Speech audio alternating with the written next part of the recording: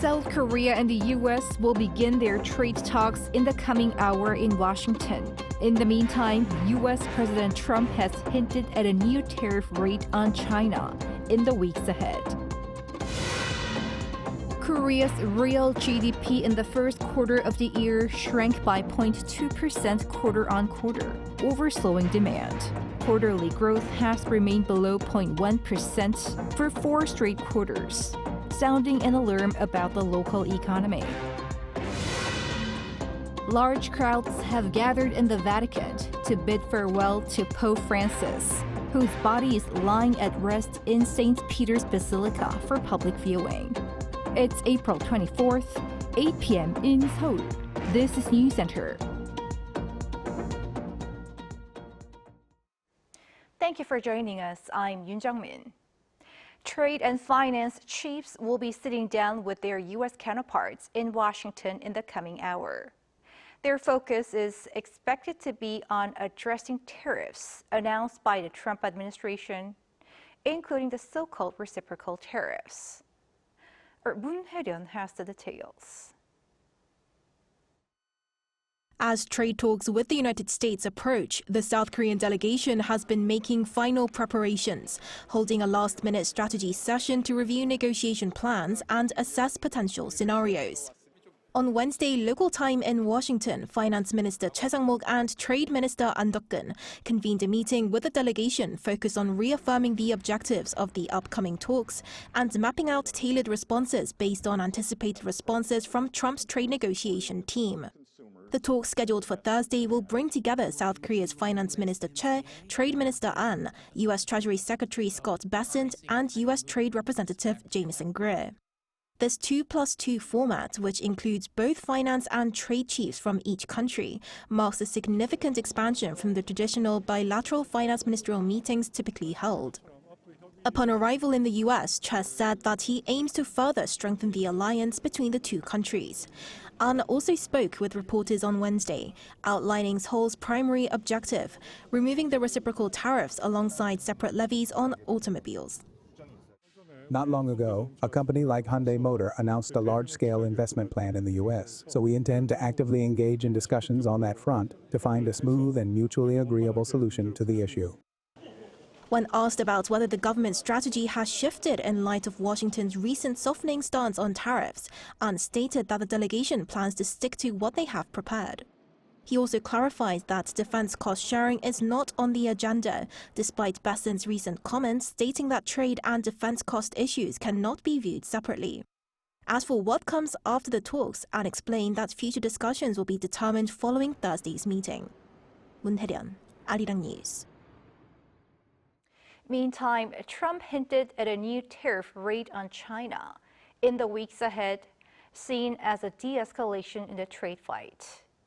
The American leader is also set to exempt car makers from some U.S. tariffs. Lee Seung-jae has the latest. Currently, U.S. President Donald Trump has set tariffs on Chinese imports at 145%. According to the U.S. leader, that number could come down significantly, but it'll be up to China. Trump also hinted a new tariff rate on Chinese imports could be decided in 2 to 3 weeks. He also warned that if there is no deal between the two sides, Washington will unilaterally set the tariff rate. Trump added that if China is unwilling to do business with the U.S., the rate will remain at 145%.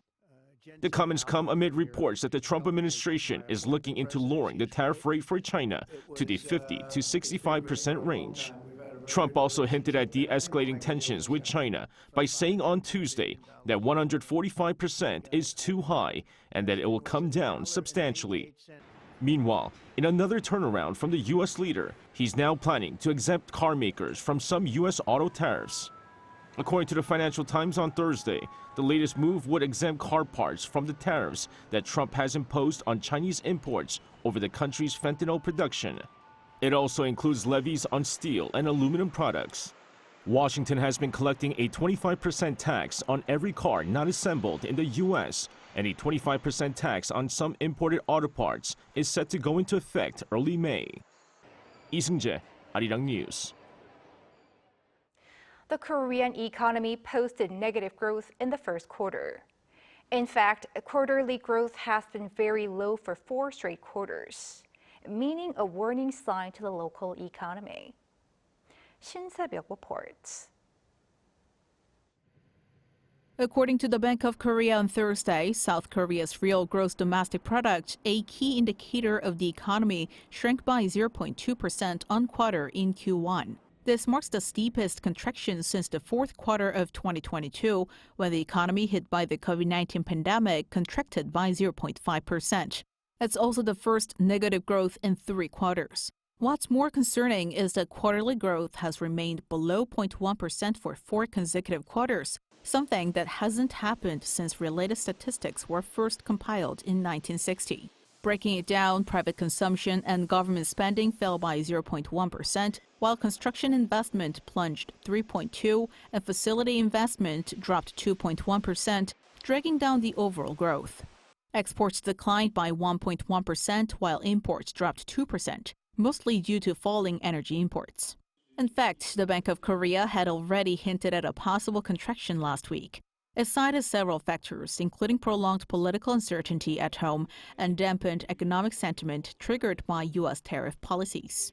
There's also the temporary halt to construction activity and a delay in demand for high-performance semiconductors like HBM chips. Given these setbacks, South Korea's full-year growth is now expected to fall short of the Bank of Korea's February forecast of 1.5%. An updated projection is expected next month after factoring in the supplementary budget currently under review by the National Assembly and developments in global trade talks.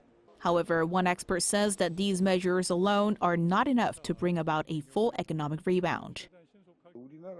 Korea's private consumption is worth around 5 quadrillion won in sales terms, meaning it's so large that even a 15 to 30 trillion won supplementary budget would barely lift the growth rate by 0.5 percentage points. As for trade talks with the U.S., favorable terms for Seoul won't mean much if global demand remains sluggish. To raise the growth rate by more than 1 percentage point, he emphasized Korea must revive domestic consumption, and a cut in value-added tax could be key to that effort. Shin Se-byuk, Arirang News. Despite economic uncertainty largely stemming from the new U.S. tariffs, Korean companies have been performing strongly. First quarter sales for Hyundai Motors were at a record high for the quarter of 44 trillion won, or some 31 billion US dollars.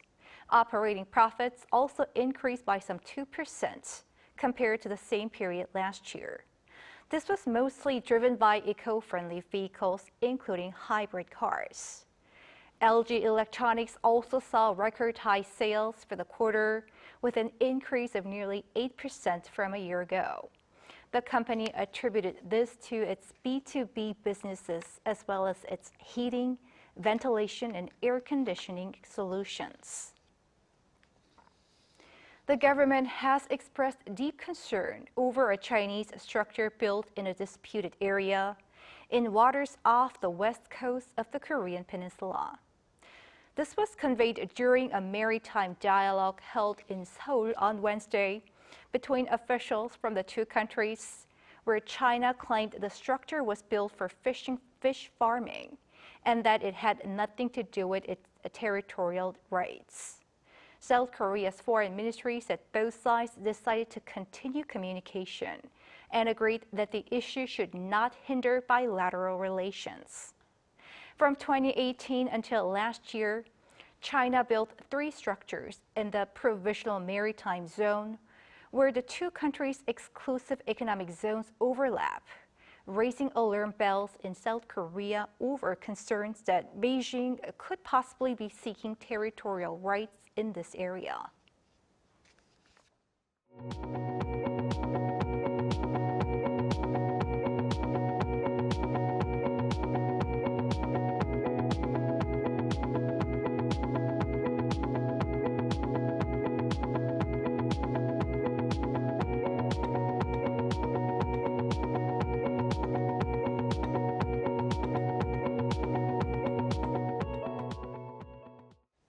Turning to the latest in the presidential primaries.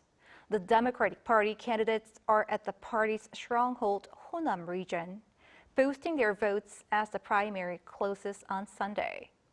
The People Power Party's one-on-one debates started today, which will run until Saturday. Kim Do-yeon has more. With the voting for the Democratic Party of Korea members in what's known as the Honam region, the traditional stronghold of the DP, going on, the party's presidential primary contestants on Thursday all visited the region to push their candidacy. The Honam region consists of the Jeollado provinces and Gwangju City. Frontrunner Lee Jae-myung visited Jeollabuk-do province first, where he shared his renewable energy plans and went on to visit Gwangju City, located further south. There, he visited the May 18 pro-democratization movement sites and emphasized the importance of democracy, with a new election stemming from a president being impeached for declaring martial law. The two trailing candidates, Kim Kyung-soo and Kim Dong-yeon, are also in the region, visiting key local points to meet as many people as possible. The voting in this region closes on Saturday. Meanwhile, the last set of regions for voting, the capital region Gangwon-do province and Jeju, started on Thursday. This wraps up on Sunday, when the final winner will be announced at the party's convention. Meanwhile, for the People Power Party, two one-on-one debates were held for the second round of its primary. With the PPP race having no clear frontrunner, these second-round debates are expected to be crucial. Kim Moon-soo and Han Dong-un kicked them off, as Kim is known to have been against Yoon's impeachment and Han was pro-impeachment. Kim questioned Han about his fallen relationship with former President Yoon. One thing to keep an eye on in the PPP race is this aspect, as some PPP electors still support Yoon. And for the second round, the votes will be 50% PPP electors and 50% on open survey, giving more weight to individual PPP electors. A similar debate took place between An Cheol-soo and Kim Moon-soo. An famously voted for Yoon's impeachment motion, and Kim pointed out that An even served as the chair of the Presidential Transition Committee. For Friday's two debates, Han Dong-un and Hong Jun-pyo picked each other for their slots, making their debate a 3-hour-long one. Kim Do-yeon, Arirang News. Acting President Han Duck-soo was at the parliament today to seek support for the government's supplementary budget plan. The mood at the National Assembly Hall quickly turned heated, as lawmakers across the aisle showed different responses. Shin Ha-young explains. Acting President and Prime Minister Han Duck-soo urged the National Assembly to swiftly pass the supplementary 12.2 trillion Korean won, or about $8.5 billion budget proposal. In a speech to the Assembly on Thursday, Han said small business owners and vulnerable groups urgently needed support as the global economy faces growing uncertainty due to U.S. tariff policies. When responding to a crisis, timing is just as important as policy. The time for government financial support to reach those in urgent need is now. The government submitted its extra budget plan to the National Assembly on Tuesday. It includes $2.2 billion to protect people's lives and property from large-scale natural disasters such as the deadly wildfires that hit the southeastern regions last month. Another $3 billion is set aside to ease trade risks and support high-tech industries, including AI. And an additional $2.9 billion will go towards stabilizing people's livelihoods. Han's speech marks the first time since 1979 that an acting president has given a budget speech to the Assembly. Han's speech drew a mixed reaction from the rival parties. Before the speech, the Democratic Party criticized it as an attempt to raise Han's political profile, saying it shouldn't be used as a step toward a presidential run. Han has so far maintained an ambiguous stance on whether he will run for president. As he began speaking, DP lawmakers remained silent in protest, although there was some booing.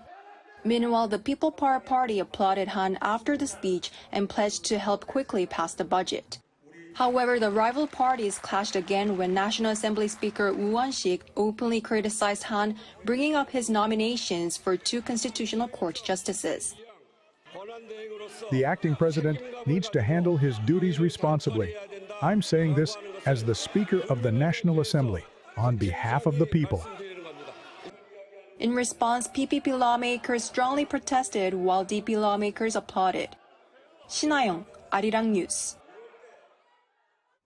In other news, thousands of mourners are lining up in the Vatican to bid farewell to Pope Francis, whose body lies in state at St. Peter's Basilica for public viewing.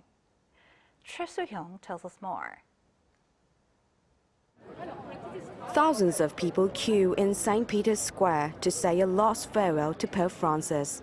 After his body was brought to St. Peter's Basilica, tens of thousands are offering their final goodbye over the 3 days of public mourning. Yeah, it was a very, very moving experience to see him so vulnerable after so long, being so unwell. A real pleasure and privilege to be there. The queuing was difficult, but kind of worth it in the end, so a pleasure to be there. We knew there were many people, so we approached this with calmness. It's an opportunity to be able to pray for our Pope. Pope Francis' body, dressed in red vestments and a white mitre, was displayed lying at an angle on a simple wooden coffin. Unlike in the past, his coffin was placed lower, closer to the ground, reflecting his humility and his love for the poor and vulnerable. Italian media outlets reported that more than 100,000 people were waiting to enter, with lines so long that people had to wait at least 4 hours to pay their respects inside the basilica. The Vatican initially planned to accept mourners until midnight on the first day. On the second day, public mourning will be allowed from 7 a.m. to midnight local time, and on the final day from 7 a.m. to 7 p.m. It also stated that the hours could be extended depending on the crowd size. Pope Francis' funeral mass will be held on April 26th at 10 a.m. local time in St. Peter's Square. The conclave, the secret meeting of cardinals, is expected to take place between May 5th and 10th. According to the Associated Press, Cardinal Lazaro Yu Hung-sik, the only Korean to attend this conclave, predicted that the meeting would end earlier than expected. Cardinal Yu added, "Let us watch and see the will of the Lord." When asked if the next pope could come from Asia, he answered, "The Lord does not distinguish between East and West." He is currently serving as the Vatican prefect of the dicastery for the clergy and was recently listed among the 12 leading candidates for the next pope by Italy's largest daily newspaper, Corriere della Sera. Choi Soo-hyung, Arirang News. Korea is sending a delegation to the funeral of Pope Francis, led by the country's culture minister. The Ministry of Foreign Affairs announced that South Korea's ambassador to the Holy See and the president of the Catholic Lay Apostolate Council will join Minister Yoo In-chun as part of the delegation attending the funeral. Earlier in the day, acting President Han Duck-soo visited the memorial altar set up at Myeongdong Cathedral to pay his respects, and the Ministry of Foreign Affairs visited the Apostolic Nunciature to Korea to express condolences over Pope Francis' passing. A tech trade show currently underway here in the capital is demonstrating the tangible presence of AI in modern homes and workplaces to promote comfort and convenience. Lee Soo-jin has this report. An AI-generated human dances to a K-pop beat against a traditional Hanok choreo backdrop, inviting others to join in. South Korea has put AI in the spotlight at its biggest ICT show as the country pushes to lead the global race in the technology. The 2025 World IT Show, which will be held for 3 days, kicked off on Thursday in Seoul under the slogan, "Driving Digital Transformation with AI." And the products from a record 400-plus companies from Korea and abroad show that AI is already embedded in almost every part of our daily lives, from AI assistants to our cars. LG Electronics is offering visitors a chance to experience the company's upcoming AI-powered mobile home system that comes with an assistant that can identify visual information to pick out and summarize books. And when you draw pictures on a pad, it's able to create and narrate stories based on those pictures. 아침에 적절한 온도를 설정하고 집안의 식물들에게 물을 주고 And because AI is such an integral part of the future, LG Electronics, a consumer electronics giant, is now even expanding its reach into smart mobility through in-vehicle systems. We believe that the future lies in developing AI so it's integrated into every part of our environment, including cars. SK Telecom is also showcasing how AI can enhance everyday life with tools designed to boost work efficiency. Its AI-powered assistant acts like a virtual participant in meetings, listening to conversations using natural language processing to identify key points and generating a concise summary that includes what was discussed and who attended. Both foreign and domestic companies see AI investment as a necessity, not a choice.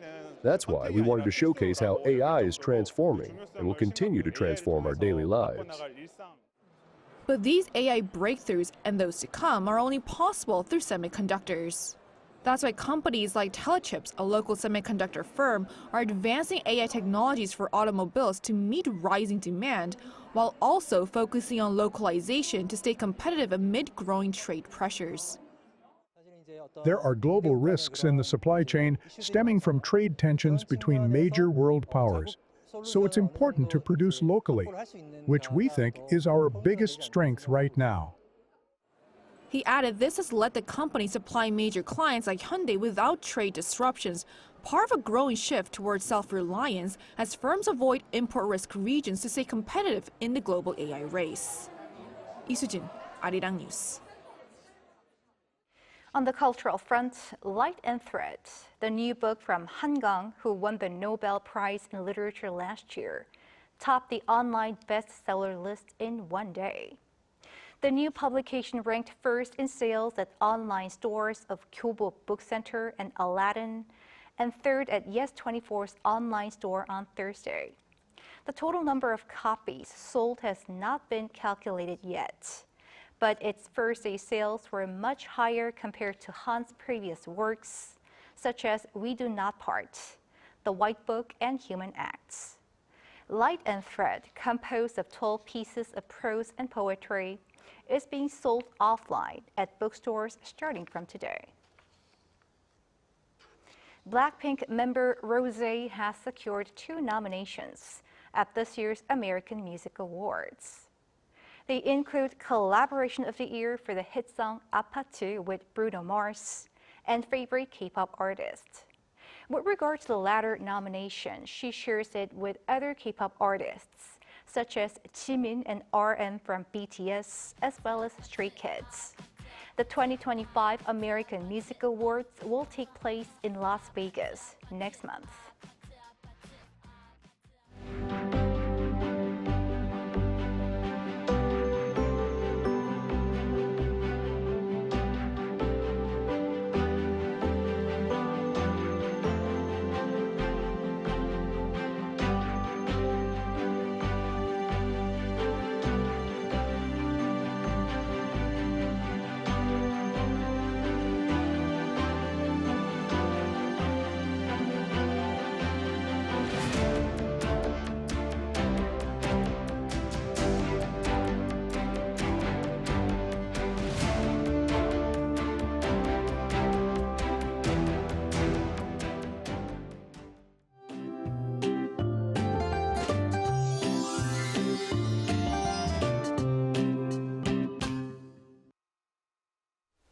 Around the Gyeongsang-do provinces, early summer-like conditions continue today.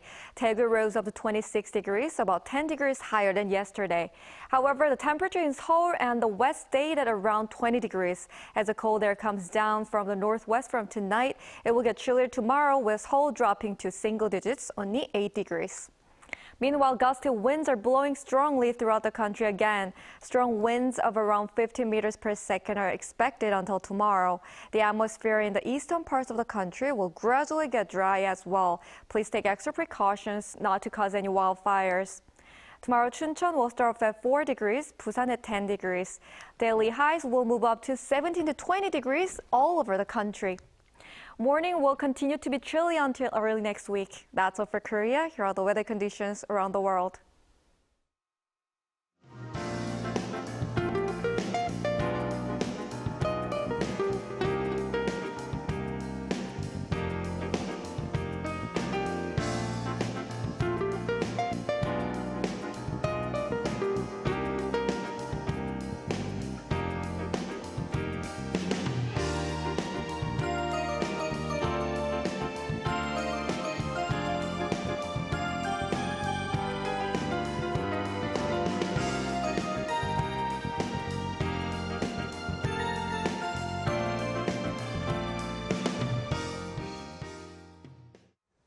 That is Newscenter for tonight. Thank you for watching.